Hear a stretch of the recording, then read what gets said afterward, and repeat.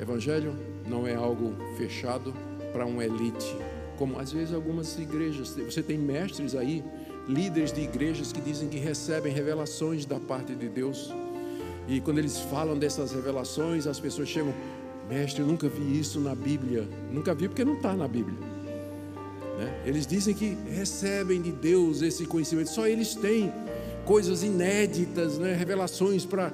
Foi assim que surgiu a doutrina do arrebatamento secreto antes da vinda de Cristo, da grande tribulação. Isso nunca foi ensinado, isso é de 200 anos atrás. Alguém teve essa revelação num encontro profético lá na Europa, e aí começou isso a pegar, pegou ar, né, como a gente diz, e cresceu e se espalhou. E vocês ficariam admirados se soubessem a quantidade de doutrinas que rodam por aí, que foi dada mediante revelação. O que Deus tinha para nos revelar já está aqui. Tudo que você precisa para conhecer a Deus e viver uma vida santa está aqui. Você quer ouvir a voz de Deus? Leia a Bíblia. Você quer ouvir a voz de Deus audivelmente? Leia a Bíblia em voz alta. Está resolvido o problema, você vai ouvir a Deus.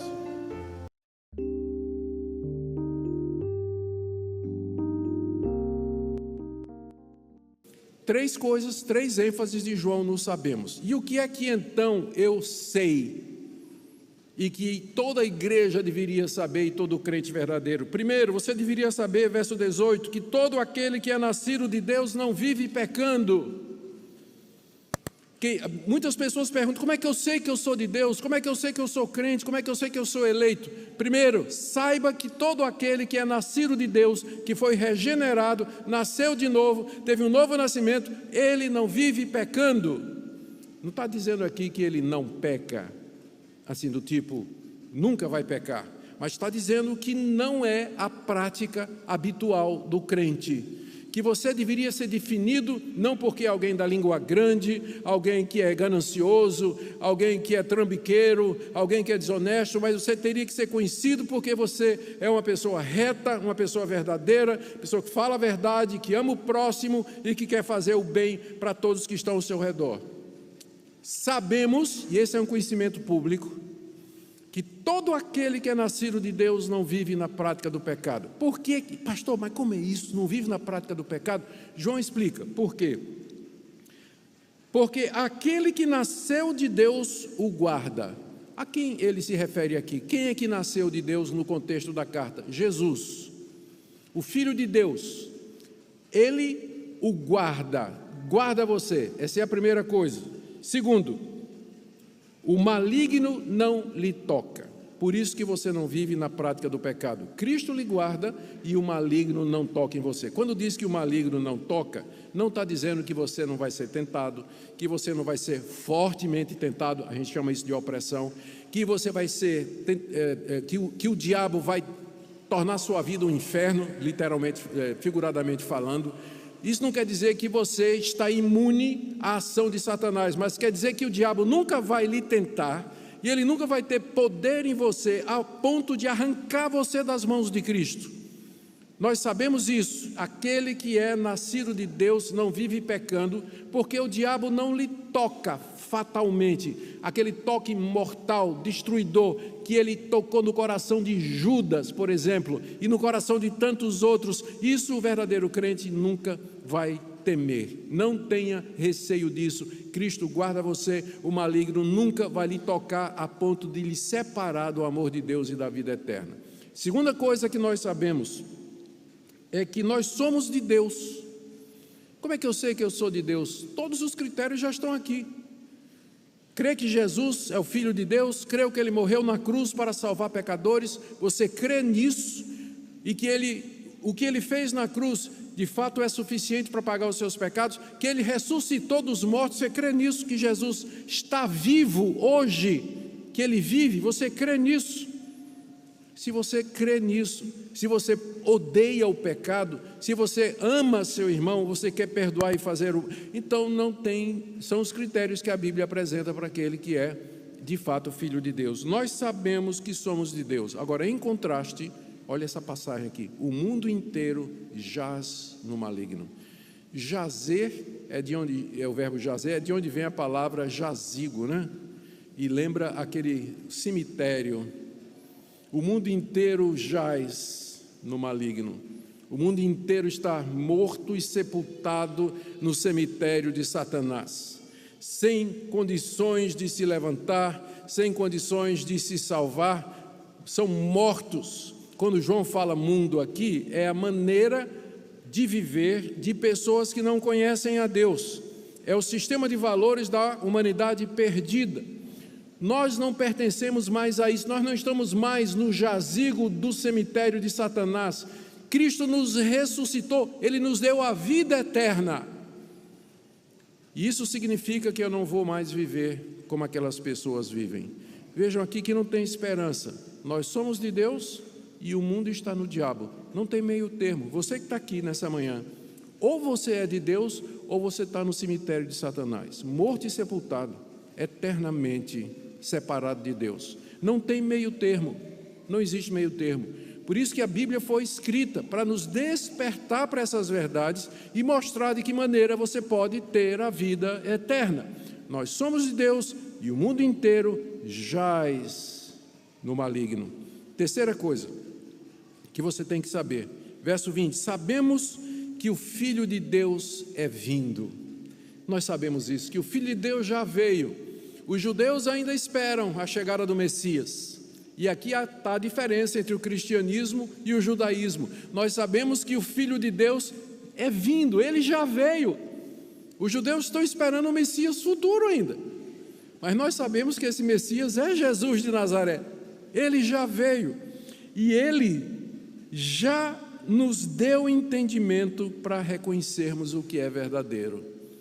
Não somente Ele veio, mas Ele nos deu conhecimento para a gente saber quem Ele é, quem Deus é, o que é que nos aguarda, de que maneira nós devemos viver, o que é que Deus espera de nós e o dom gracioso da vida eterna. E João destaca aqui duas coisas. E nós estamos para reconhecermos o verdadeiro, e estamos no verdadeiro, que é seu Filho Jesus Cristo. E aí ele diz: esse é o verdadeiro Deus e a vida eterna. Aqui uma das passagens mais claras da Bíblia sobre a divindade de Cristo, para provar, porque tem muita gente, as seitas dizem que a divindade de Cristo foi uma doutrina do tempo de Constantino, da Idade Média, mas não está na Bíblia. As seitas vão dizer isso para vocês, especialmente Testemunhas de Jeová e outras. Mas essa aqui é uma passagem muito clara. Estamos em Jesus Cristo. Este, pela gramática, esse pronome relativo se aplica ao substantivo anterior, né? Se me lembro de português, ainda é isso aqui. Então, esse Jesus Cristo, o último mencionado, é o verdadeiro Deus, e não aqueles que os falsos mestres estavam pintando. Eles pintavam a caricatura de Deus, o Deus gnóstico. Eles diziam que o Deus do Antigo Testamento era um demiurgo, um Deus mau, perverso, que mandava as guerras, mandava matar mulheres, crianças, queria sacrifício, mas o Deus de Jesus é um Deus de amor. João diz, não tem essa distinção. Cristo veio e nos deu entendimento acerca do verdadeiro Deus. Ele é o verdadeiro Deus. Você crê nisso? Porque logo em seguida João diz, e Ele é a vida eterna. Somente em Cristo você vai ter vida eterna. Não é em você, mas em Cristo. Lutero, ele quando se referia à justificação, à salvação, ele dizia que a nossa salvação não vem intra nós. Ela não está dentro de nós, mas ela é extra nós, está fora de nós. Precisamos de quem nos salve. E quem nos salva é Jesus Cristo, Ele é o verdadeiro Deus, e Ele é a vida eterna. Amém? 3 coisas públicas que você tem que saber. Evangelho não é algo fechado para uma elite, como às vezes algumas igrejas. Você tem mestres aí, líderes de igrejas que dizem que recebem revelações da parte de Deus. E quando eles falam dessas revelações, as pessoas chegam, mestre, eu nunca vi isso na Bíblia. Nunca vi porque não está na Bíblia, né? Eles dizem que recebem de Deus esse conhecimento, só eles têm coisas inéditas, né? Revelações para Foi assim que surgiu a doutrina do arrebatamento secreto antes da vinda de Cristo, da grande tribulação. Isso nunca foi ensinado, isso é de 200 anos atrás. Alguém teve essa revelação num encontro profético lá na Europa, e aí começou isso a pegou ar, né, como a gente diz, e cresceu e se espalhou. E vocês ficariam admirados se soubessem a quantidade de doutrinas que rodam por aí, que foi dada mediante revelação. O que Deus tinha para nos revelar já está aqui. Tudo que você precisa para conhecer a Deus e viver uma vida santa está aqui. Você quer ouvir a voz de Deus? Leia a Bíblia. Você quer ouvir a voz de Deus audivelmente? Leia a Bíblia em voz alta. Está resolvido o problema, você vai ouvir a Deus. Ele termina com uma orientação que parece não fazer nenhum sentido. O que é que ele diz aí no verso 20, 21? Filhinhos, guardai-vos dos ídolos. Qual a conexão disso, de idolatria, com tudo o que nós ouvimos? Existem algumas possibilidades. Primeiro, João termina a carta dizendo: filhinhos, guardem-se dos ídolos, não sigam o que esses falsos mestres estão ensinando, porque eles diziam que o pecado era irrelevante. E o pecado mais comum daquela época entre os pagãos era frequentar os templos pagãos, onde tinha sacrifícios para os deuses e envolvimento com as prostitutas cultuais, as sacerdotisas. Então, filhinhos, guardem-se de praticar idolatria, não vão para esses templos pagãos, onde esses homens ensinam a prática da imoralidade. Pode ser isso. Ou tem uma outra interpretação que eu acho que é a melhor. Quando ele diz, o que é um ídolo? O ídolo é uma tentativa de representar Deus, portanto é uma imitação, não é o Deus verdadeiro. O ídolo não é o Deus, ele representa aquilo que as pessoas pensam que é Deus. O problema é que o ídolo é uma imitação. O Deus que os falsos mestres estavam pregando não era o verdadeiro Deus. João acabou de dizer que o verdadeiro Deus é Jesus Cristo. Então o que eles estavam ensinando era um ídolo, era uma imitação de Deus, era um Deus incompleto, era um Deus imperfeito que foi criado segundo o entendimento deles. O verdadeiro Deus é o Senhor Jesus, nele habita plenamente a divindade, ele é a imagem do Deus invisível. A Bíblia está cheia de referências a esse respeito. Ele é o verdadeiro Deus. Toda doutrina que pinta um Deus diferente ou um Cristo diferente é idolatria. Quando ele diz guardai-vos dos ídolos, ele está dizendo fujam desse Deus falso ensinado por esses falsos mestres. É nesse sentido que o livro acaba com essa exortação que parece desconectada, mas que na verdade é o resumo de tudo que ele está dizendo.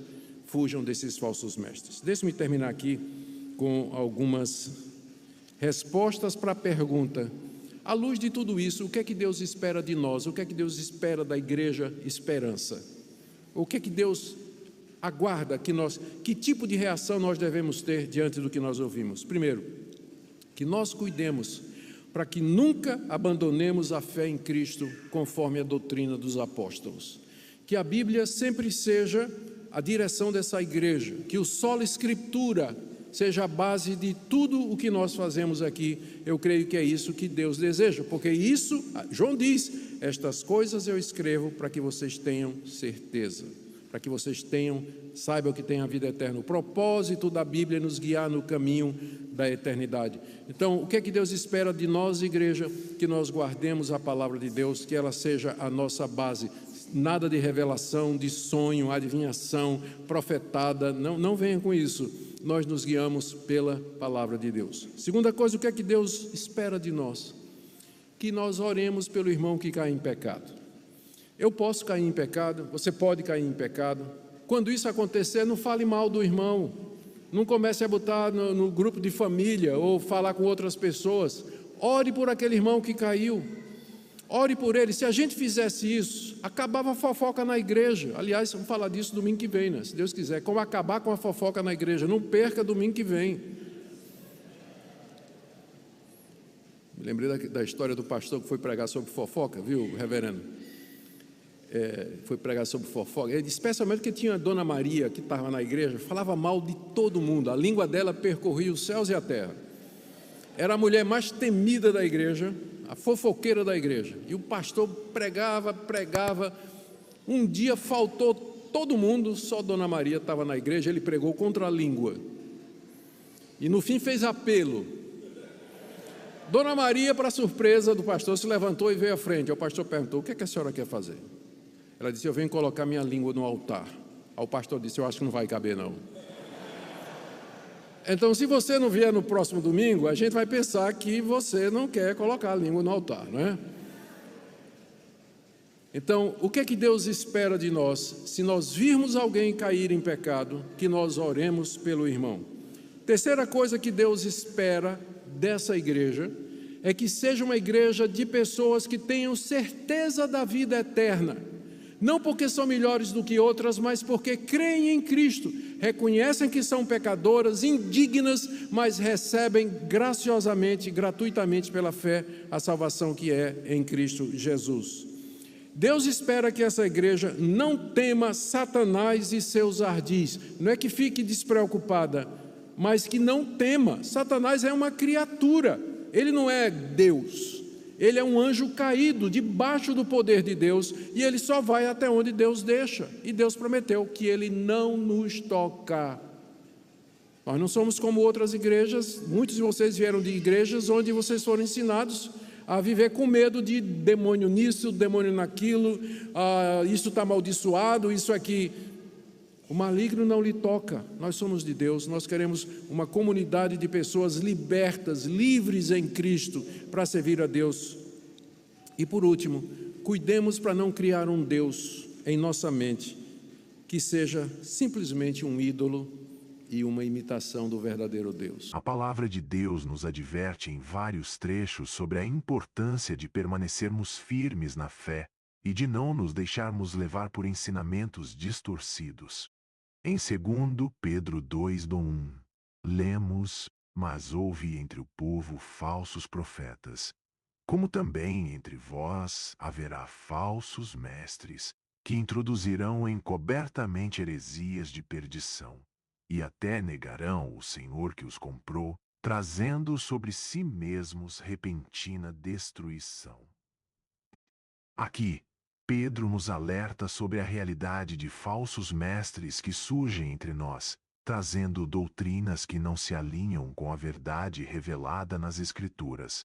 Esses ensinos podem parecer atraentes e sedutores, mas sua essência é destrutiva. Um dos maiores perigos das heresias é que elas muitas vezes se apresentam de forma quase plausível. Muitas vezes os heresiarcas distorcem a verdade de maneiras sutis, misturando o genuíno com o falso. Em Gálatas 1:6, Paulo expressa sua preocupação com a igreja, dizendo: estou admirado de que tão depressa passais daquele que vos chamou, a graça de Cristo, para outro evangelho. Mas, ainda que nós ou um anjo do céu vos anuncie outro evangelho além do que já vos temos anunciado, seja anátema. Aqui vemos a seriedade com que Paulo trata a questão. Acrescentar ou alterar o evangelho é uma questão de vida ou morte espiritual. As heresias não apenas distorcem a verdade sobre Jesus e a salvação, mas também podem ter consequências devastadoras para as vidas daqueles que são enganados por elas. Por exemplo, a negação da divindade de Cristo ou a distorção da graça de Deus podem levar as pessoas a um estado de desesperança, afastando-as da verdadeira fonte de vida que é o Salvador. Em 1 João 4:1, somos instruídos: amados, não creiais em todo espírito, mas provai os espíritos se são de Deus, porque já muitos falsos profetas se têm levantado no mundo. Essa exortação nos desafia a ser críticos em relação ao que ouvimos, a medir ensinamentos à luz das Escrituras Sagradas. É importante lembrar que a proteção contra heresias não é apenas uma responsabilidade dos pastores e líderes da congregação, mas de cada um de nós que faz parte do corpo de Cristo. Devemos ser estudiosos da palavra, conhecendo a verdade para que possamos discernir o que é falso. Como está escrito em Atos 17:11 sobre os bereanos: e estes foram mais nobres do que os de Tessalônica, pois receberam a palavra com toda a avidez, examinando diariamente as Escrituras para ver se essas coisas eram assim. Que possamos imitar essa atitude, buscando sempre a verdade em nossas Bíblias.